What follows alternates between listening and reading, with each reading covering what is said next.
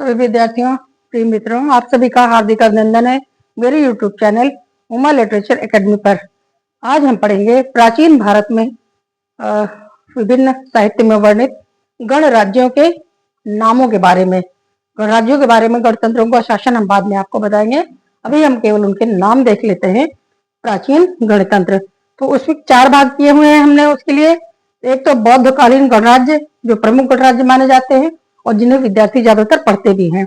उच्च कोटि के जो कक्षाओं में है, जो एमए आदि की कक्षाओं के बालक हैं, वे अन्य भी पढ़ते हैं, जैसे पाणिनि की अष्टाध्यायी में वर्णित गणराज्य, पाणिनि के ही सूत्र में संघ जनपदों का वर्णन और ग्रीक विवरणों में वर्णित गणराज्य। तो आज हम इनके नाम आपको बताते हैं कि कौन कौन से गणराज्य हमारे देश में प्राचीन काल में थे अधिकांश।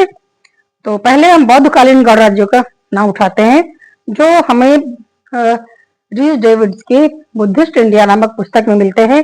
6ठी शताब्दी ईसा पूर्व में इनके नाम पाए जाते हैं।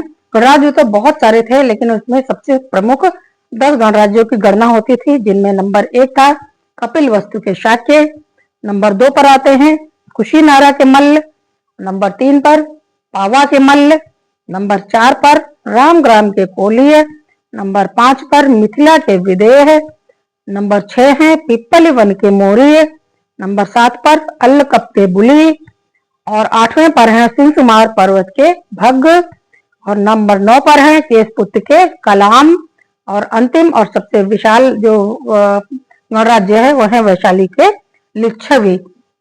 ये बौद्धकालीन 10 गणराज्यों को आप लोग विशेष रूप से पढ़ते हैं यहाँ पर।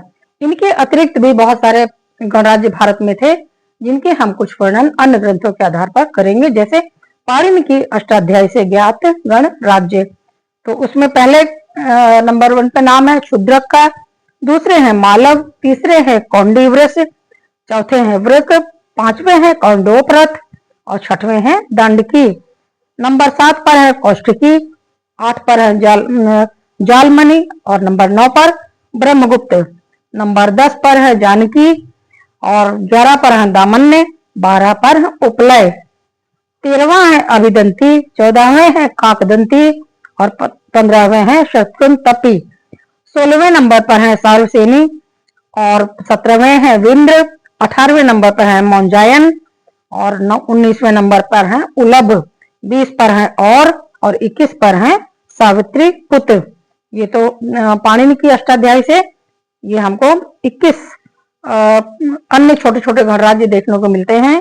और पाणिनि ने अपने सूत्रों में संघ जनपदों का भी उल्लेख किया है, अर्थात कई गणराज्य एक साथ मिलकर आक्रमण के समय या आपत्ति के समय अपनी रक्षा के लिए साथ साथ सेना आदि कार्यों में अपना एक दूसरे का साथ निभाते थे, जिन्हें हम संघ जनपद के नाम से जानते हैं, जिनमें है पार्श्व, यौधेय, वानीक, कुशीनर, सत्वत, विशाल, असुर, राक्षस, वयस, मरुत, दशारह, पिशाच, आसनी, कार्षापण, वसु, कौशेय, क्रोक्षेय, शौक्रेय, शौभ्रेय, वार्तेय, जाबालेय और भरत।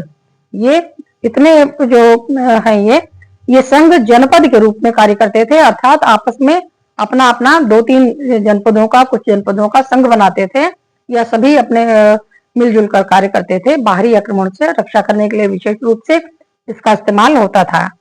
अब हम देख लेते हैं ग्रीक विवरणों में वर्णित गणतंत्रों के नाम। ये हमें कौटिल्य अर्थशास्त्र से ही मिलते हैं और जिसमें मैक्रिंडल की सूचनानुसार नंबर 1 पर है ग्लोकनिकोई, यह कैकेय जनपद के समीप था ग्लोकनिकोई। दूसरे हैं कठ, जो रावी नदी के पूर्वी तट पर बना हुआ इसकी स्थिति थी। तीसरे हैं अद्रस्तेई, ये भी रावी नदी के पास था। सौभूति भी रावी के पास ही थे। और 5वें हैं शिबोई या सिवी, ये झेलम और चिनाब के संगम पर इनका स्थान था। और 6वें हैं मल्लोई या मालव, ये भी रावी तट पर ही बसे हुए थे। और 7वें हैं अक्सी ड्रकोई, ये भी रावी के समीप पर स्थित थे। 8वें नंबर पर है अम्बष्ठ, ये मालव के समीप थे। 9वें पर है आग्रेय, ये भी मालव के दक्षिण पूर्व में निवास करते थे।